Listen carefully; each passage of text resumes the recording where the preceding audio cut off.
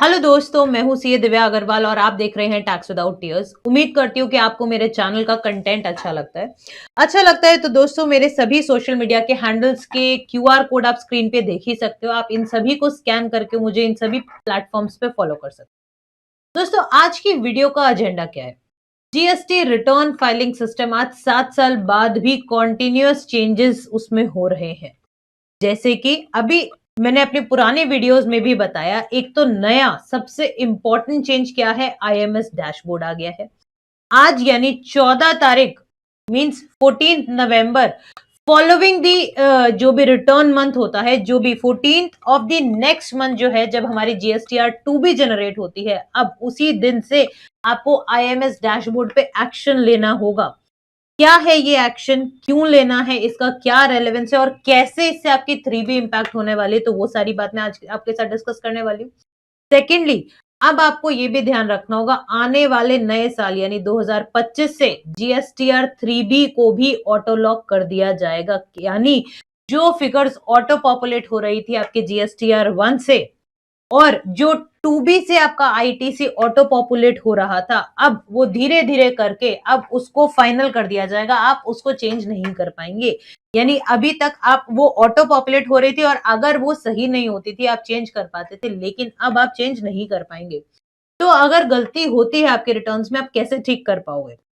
GSTR 1 की गलती GSTR 1 ए के थ्रू आप कर पाओगे, या आईएफएफ या जीएसटीआर 1 दोनों ही केसेस में जीएसटीआर 1 है आपके पास।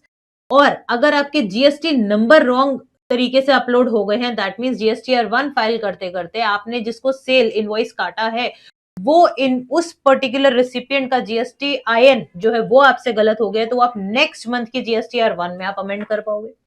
सिमिलरली जो आपके पास सारे परचेज इनवॉइसेस ऑटो पॉपुलेट हुए हैं आपके 2B में और आईएमएस डैशबोर्ड के थ्रू आपको एक्शन लेना है, जो एक्सेप्ट रिजेक्ट पेंडिंग, उसी के थ्रू आपकी आईटीसी यानी परचेज पे जो आपको बेनिफिट मिलना है वो आप रेगुलेट कर पाओगे। दैट मीन्स 3B एक मेयर स्टेटमेंट रह जाएगी, जैसा एक्चुअल में विजन में लाया गया था जब जीएसटी लॉ को बनाया था।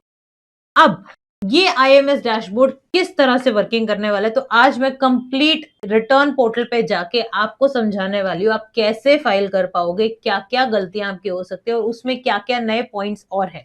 और साथ ही में इसके साथ आए हुए जो एडवाइजरीज हैं, मैं अगर आपको दिखा भी देती हूँ एक बार जीएसटी पोर्टल पे जाके। तो दोस्तों जैसे ये जीएसटी पोर्टल है अपना यहाँ पे, अब इसके अंदर ऑलरेडी 2 एडवाइजरी नई आ चुकी हैं। पहली चीज advisory regarding the IMS during the initial phase of its implementation और दूसरी है कि सप्लायर व्यू। आपको याद होगा मैंने अपनी पहले वीडियोस में जब आईएमएस डैशबोर्ड की बात करी गई थी लास्ट मंथ भी, तब आपको दिखाया था कि इसमें 2 व्यूज आएंगे आईएमएस डैशबोर्ड में, एक तो रिसिपिएंट व्यू और एक सप्लायर व्यू। अब इनका क्या यूज है और क्या यूज नहीं है? तो पहली चीज तो एडवाइजरी जो इन्होंने इनिशियल फेज के लिए दी है, वो सिंपली क्या कह रहे हैं, देखिए यहाँ पे इन्होंने क्या कहा, it is an optional facility which is being introduced from October 2024 on GST portal, जहां पे आपके पास इनवॉइसेस जो है या रिकॉर्ड्स जो सेव हुए हैं या फर्निश हुए हैं जीएसटीआर 1 ए या आईएफएफ, वो आपको ऑटो पॉपुलेट हो जाएंगे। जस्ट लाइक आपके पास पहले 2B आती थी, अब वो आपको पास आईएमएस डैशबोर्ड में आ जाएगा। अब वहां से आपको एक्शन लेना है, या तो उन इनवॉइस को आप एक्सेप्ट करोगे या रिजेक्ट करोगे या उसको पेंडिंग छोड़। अगर आपने एक्सेप्ट किया तो वो बाय डिफॉल्ट आपके 3B में आ जाएंगे, रिजेक्ट किया तो वो नहीं जाएगा, पेंडिंग छोड़ दिया तो भी नहीं जाएगा।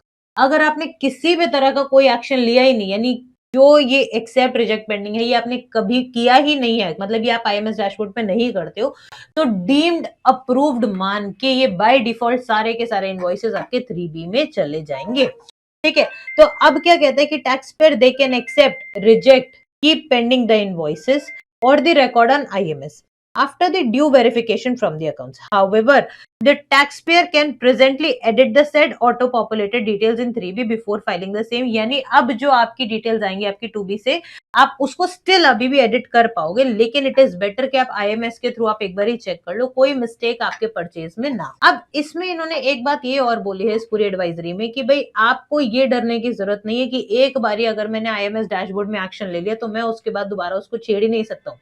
देखिए जी, अभी जब हम प्रैक्टिकली फाइल करेंगे ना, तो अगर आपने एक बार ये एक्सेप्ट रिजेक्ट पेंडिंग करके कंप्यूट कर ली अपनी 2B और अकॉर्डिंगली आपके 3B में आईटीसी फ्लो हो गया, तो इसका मतलब ये नहीं है कि आप दोबारा चेंज नहीं कर पाएंगे। आप बिल्कुल चेंज कर पाएंगे, लेकिन कब तक? जब तक आप अपनी फाइनली 3B नहीं भर लेते हो। अगर आपकी 3B फाइल हो गई तो डेफिनेटली आप चेंज नहीं कर पाओगे, बट हाँ, जब तक 3B नहीं फाइल होती, you can very easily change all these accept, reject और pending invoices in your IMS dashboard. अब एक और, इससे पहले हम लाइव डेमो में बढ़े, एक और जो एडवाइजरी आ रखी है सप्लायर व्यू की, वो और हम लोग देख लेते हैं कि सप्लायर व्यू क्या कहता है। सप्लायर व्यू है, the supplier view on the IMS has been made available where the action taken by their recipients on the records of the invoices reported in GSTR 1 1A IFF will be visible to the supplier in the supplier's view. यानी suppose कीजिए मैंने जब अपनी GSTR 1 file करी, यानी अभी मैंने अक्टूबर month की 11 नवंबर तक मैंने अपनी जीएसटीआर फाइल करी। अब ये इनवॉइसेस मेरे सामने वाले रेसिपिएंट जो बायर्स है उनको दिखेंगे, उनके 2A में भी, 2B में भी और आईएमएस डैशबोर्ड में भी। अब आईएमएस डैशबोर्ड की बात करते हैं हम, क्योंकि करंटली ये नया टॉपिक है और नई आपको इसमें फाइलिंग करनी है। तो अब वहां पे रेसिपिएंट व्यू है और सप्लायर व्यू। अब सपोज कीजिए मेरे बायर ने वो इनवॉइस को एक्सेप्ट कर लिया, इसी तरीके से मेरे जितने भी बायर्स है सपोज सभी ने एक्सेप्ट कर लिया और मे बी सिर्फ एक ने रिजेक्ट किया। अब मुझे एज अ सप्लायर कैसे पता चलेगा कि मेरे रेसिपिएंट ने क्या एक्शन लिया है? तो इसीलिए आईएमएस डैशबोर्ड पे एक सप्लायर व्यू भी है, जहां पे मैं चेक कर पाऊंगी कि भाई मेरे रेसिपिएंट ने क्या उसको एक्सेप्ट किया है, रिजेक्ट किया है या पेंडिंग छोड़ा है। तो उनका स्टेटस अल्टीमेटली मुझे भी विजिबल हो जाएगा मेरे सप्लायर व्यू में, although it is non editable. ये बात आप ध्यान रखिएगा। अब इसमें एक चीज और इन्होंने बताई है, kindly note that below mentioned records or invoices are not available in IMS for taking actions by the recipient also, but visible in the supplier view with the status as no action taken। यानी कुछ ऐसे cases भी थे जिसमें recipient को भी IMS dashboard पे action लेने के लिए अलाउड ही नहीं है, पावर ही नहीं है। कैसे?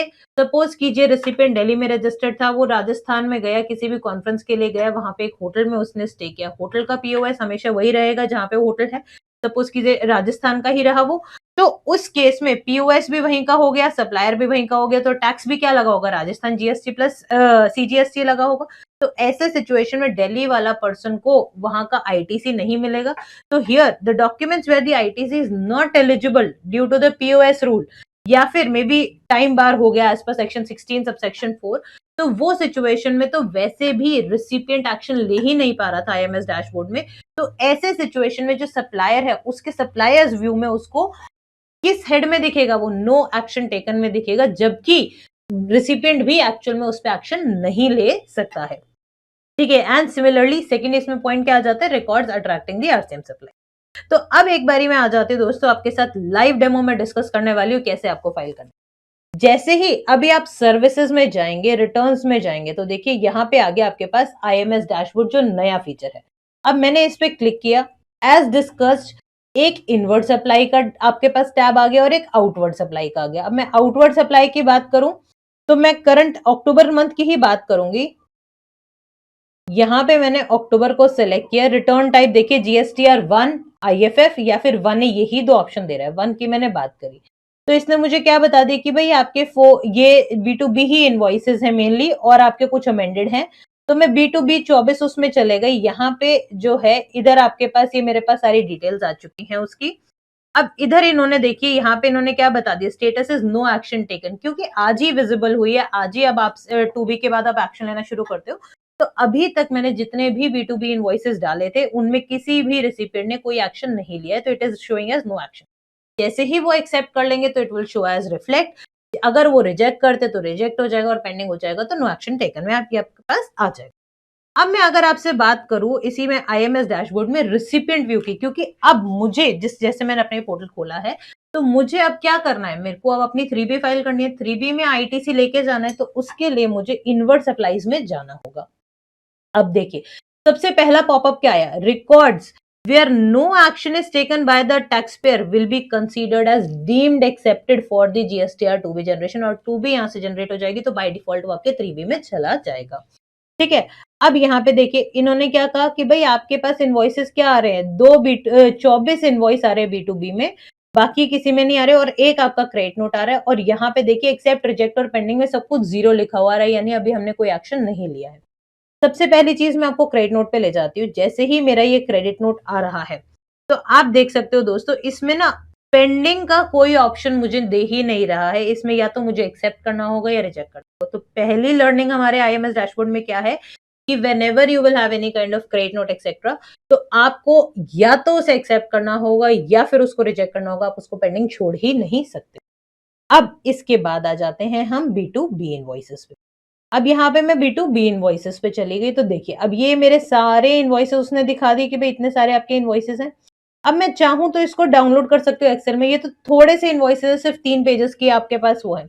अगर आपके पास मल्टीपल इनवॉइसेस हो, मे बी 1000 इनवॉइस, 2000 इनवॉइस, अगर मैं ग्रोसरी मार्ट्स एक्सेट्रा की बात करूँ तो न्यूमरस इनवॉइसेस हो सकते हैं उन लोग के केस में, या और भी जिन भी बिज़नेसेस के केस में आपके पास न्यूमरस इनवॉइसेस हैं, तो वहाँ पे आपको क्या करना होगा, वहाँ पे आप एक काम कर सकते हो, आप एक्सेल शीट को डाउनलोड कर सकते हो। एक बारी आप उस पे वीलुकअप या अपने नॉर्मल उसमें आप मैचिंग कर सकते हो अपने डेटा से, अपने सैप वगैरह में।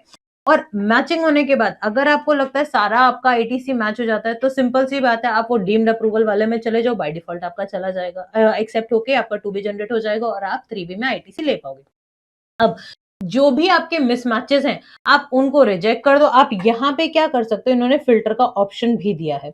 यहाँ पे जैसे आप फ़िल्टर करना चाहोगे, आप जीएसटीआईएन के बेसिस पे फ़िल्टर करना चाहते हो, आप इनवॉइस टाइप पे करना चाहते हो, ठीक है? आप स्टेटस के बेसिस पे, नो एक्शन, एक्सेप्ट, रिजेक्ट के बेसिस पे, अभी तो हमने एक्शन लिया ही नहीं किसी में भी।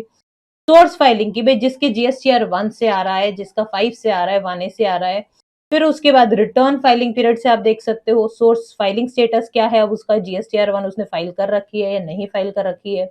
ठीक है, इनवॉइस डेट के बेसिस पे आप फ़िल्टर आउट कर सकते हो, आप प्लेस ऑफ सप्लाई के बेसिस पे आप फ़िल्टर आउट कर सकते हो। तो आप इन बेसिस से अपने रिकॉर्ड को फ़िल्टर आउट करके आप एक्सेप्ट, रिजेक्ट या पेंडिंग काम भी आप कर सकते हो। ठीक है, अब उसके बाद यहाँ पे सपोज़ कीजिए, अब जैसे मेरे को सारे एक्सेप्ट करने हैं लेकिन मेरे को 1-2 रिजेक्ट करने हैं, तो मैंने वो रिजेक्ट वाले जो है वो मैंने फ़िल्टर आउट कर दिए। या फिर मैं क्या कर सकती हूँ, मैं सारा सेलेक्ट करा, सीरियल नंबर देखो, select all the records of current page only 10 records, या फिर सारे के सारे 24 के 24 मेरे एकदम ठीक है। या तो मैं डीम्ड अप्रूवल वाले मेथड में जा सकती हूँ या फिर मैं सबको एक्सेप्ट करके मैं प्रोसीड भी कर सकती हूँ। ठीक है, अब इसमें डिटेल्स क्या-क्या अवेलेबल हैं दोस्तों, यहाँ पे देखिए जीएसटी नंबर आपके पास आ रहा है।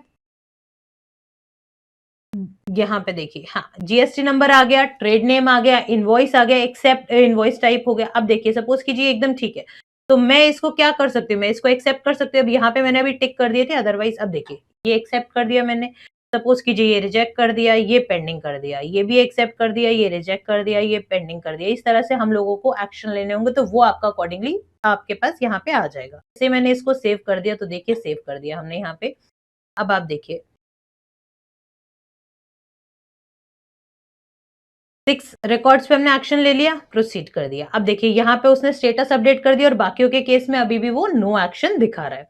अब यहाँ पे ये सोर्स कहाँ से आ रहा है, आपका जीएसटीआर 1 से आ रहा है। कौन से रिटर्न पीरियड से आ रहा है? अक्टूबर से आ रहा है। अब दोस्तों ये जो डैशबोर्ड है ना, इसमें आपके नवंबर में भी सपोज़ कीजिए आपका कोई सेलर है जिसने जो ई-इनवॉइस के लिए लायबल है। उसने इनवॉइस जनरेट किया, चाहे अब उसकी जीएसटीआर 1 फाइल नहीं भी हो, सेव्ड रिकॉर्ड्स भी आपके ऑटोमैटिकली यहाँ आ जाएँगे। अब आपको 3B में क्या करना है, अल्टीमेटली लेके तो सिर्फ अक्टूबर मंथ के ही तो जाने हैं। अक्टूबर के आप इनवॉइसेस चेक कर लोगे कौन-कौन से फाइल हो चुके हैं और अकॉर्डिंगली आप 3B में उसका आईटीसी क्लेम करोगे। तो जैसे ये नवंबर मंथ से आ रहा है, तो अभी मैं इसको क्या कर सकती हूँ, मैं इसको पेंडिंग करना चाहिए मुझे। तो इस तरह से मुझे वो पेंडिंग छोड़ने रहेंगे और उसको मैं नेक्स्ट मंथ एक्सेप्ट करूँगी ताकि मैं आईटीसी जब लेने के लिए एलिजिबल हूँ, तो मैं उसको ले भी पाऊँगी ईज़िली। अब यहाँ पे सोर्स पीरियड आ गया, कब-कब उनकी फाइल हो गई है, नहीं फाइल हुई है, इनवॉइस की डेट क्या है, इनवॉइस वैल्यू क्या है, प्लेस ऑफ सप्लाई के कंप्लीट डिटेल आपको यहाँ पे विजिबल हो जाएगी। अब जिनको एक्सेल फॉर्म में इसका ऑप्शन लेना है, तो देखिए यहाँ पे मैंने एक्सेल भी इसकी डाउनलोड कर दी है, देखिए इनकी एक्सेल आ जाएगी। अब एक्सेल में आपके पास वही सप्लायर्स आ गए, ट्रेड नेम आ गए, इनवॉइस नंबर, इनवॉइस टाइप, यहाँ पे भी आप फ़िल्टर लगा के उसको अकॉर्डिंगली देख सकते हो, अपनी मैचिंग कर सकते हो अपने डेटा से और आप एक्शन अकॉर्डिंगली अपने पोर्टल पे ले सकते हो।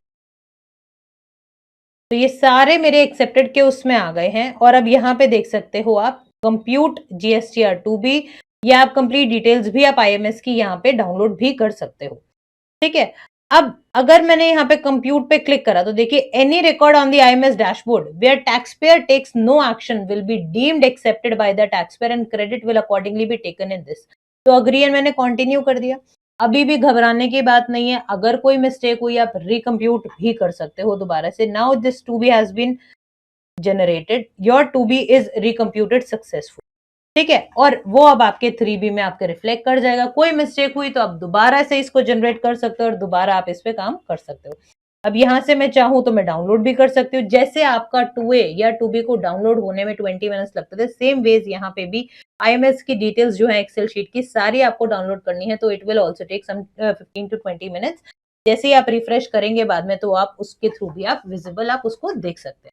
तो इस तरह से दोस्तों, जैसे ही अब आपने यहाँ से सारा 2B जनरेट कर लिया है, देखिए इस तरह से अब ये फाइनली मेरी 2B आ गई है और 2B को आप देख सकते हो। दोबारा यहाँ पे भी मेरे पास ऑप्शन आ रहा है ओपन आईएमएस डैशबोर्ड, इसमें वही एक्सेप्टेड दिखा रहा है। ये एक क्रेडिट नोट पे भी अगर हम एक्शन लेना चाहें तो हम यहाँ पे भी ले लेते हैं। सपोज कीजिए मैंने इसको रिजेक्ट कर दिया, रिजेक्ट करके वापस से सेव कर दिया और यहाँ पे प्रोसीड किया।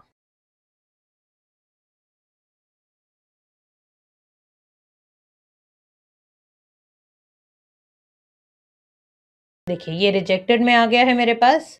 तो इस तरह से मैं अपने आईएमएस डैशबोर्ड को फाइल कर सकती हूँ। वो मेरे अल्टीमेटली 2B में रिफ्लेक्ट करेगा और 2B से वो मेरे 3B में आईटीसी फ्लो हो जाएगा।